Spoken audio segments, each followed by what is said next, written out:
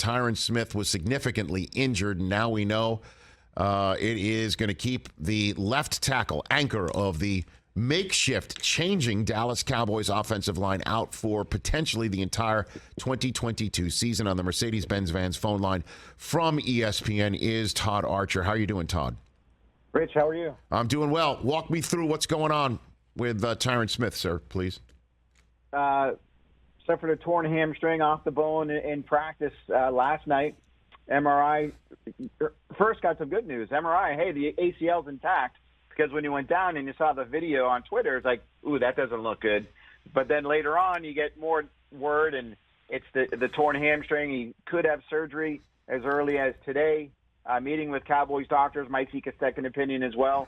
But just talked with Jerry Jones after his appearance on First Take, and he said the battle cry now is to get this taken care of, and we'll be that much stronger when Tyron comes back at the end of the season when the Cowboys are getting ready for a playoff run. So clearly Jerry still has the optimism that even losing your 8-time Pro Bowl left tackle and replacing him with a guy that's never played left tackle potentially on your roster is still going to be all well and good for the Dallas Football Cowboys. Well, what do you think, Todd? What do you think? Is it just Jerry putting the smiley face on and spinning things? What do you think? Well, that's what he always does, right? Yep. As you know. But I do think there's an element of the people at the Cowboys that say, we've played a lot of games without Tyron Smith here lately. And if you look at it, they're 17-16 without him in his time here with the Cowboys. Now, the stats tell some different stories of how effective Zeke is, how effective Dak is when he's in and not in. But they did draft Tyler Smith in the first round to be the left tackle of the future.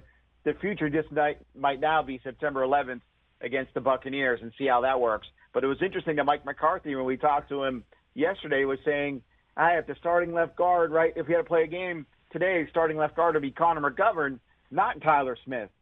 And Tyler still has a lot of room to learn and grow. You don't just put rookies out there. Well, now you might need to put him out there at left tackle.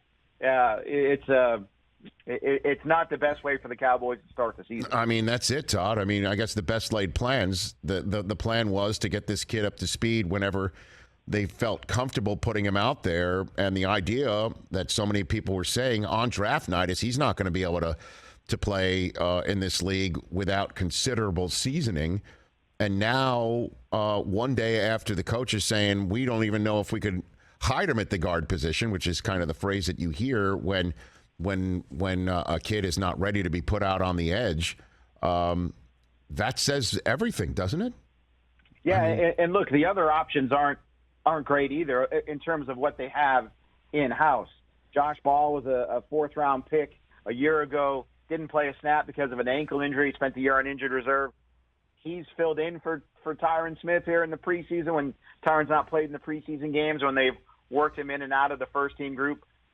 I guess he's been okay, but, again, never played in a game.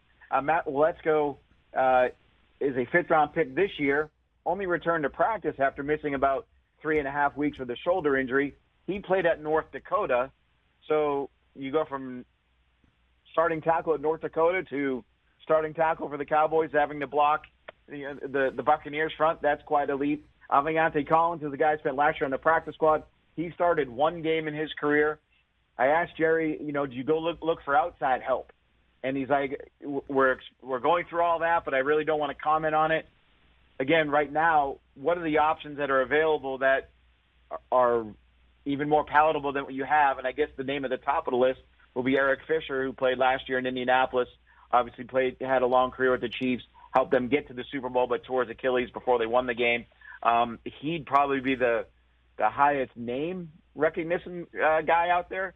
But, again, what's he been doing since last season? Is he in shape? Is he ready to go? So there's a lot of questions the Cowboys will have to answer and how they want to attack this. Yeah, our friend down in Houston, right? John McClain tweeted out they should trade for Tunsil. That's what he just tweeted out.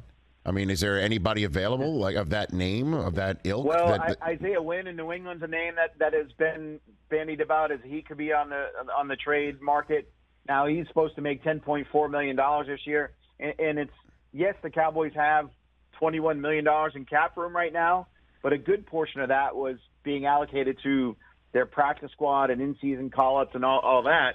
So they might have to do some salary cap maneuverings to get an Isaiah Wynn or I can't imagine them making a huge play for a guy like Laramie Tunsil, especially if they believe Tyron Smith is going to be back in December.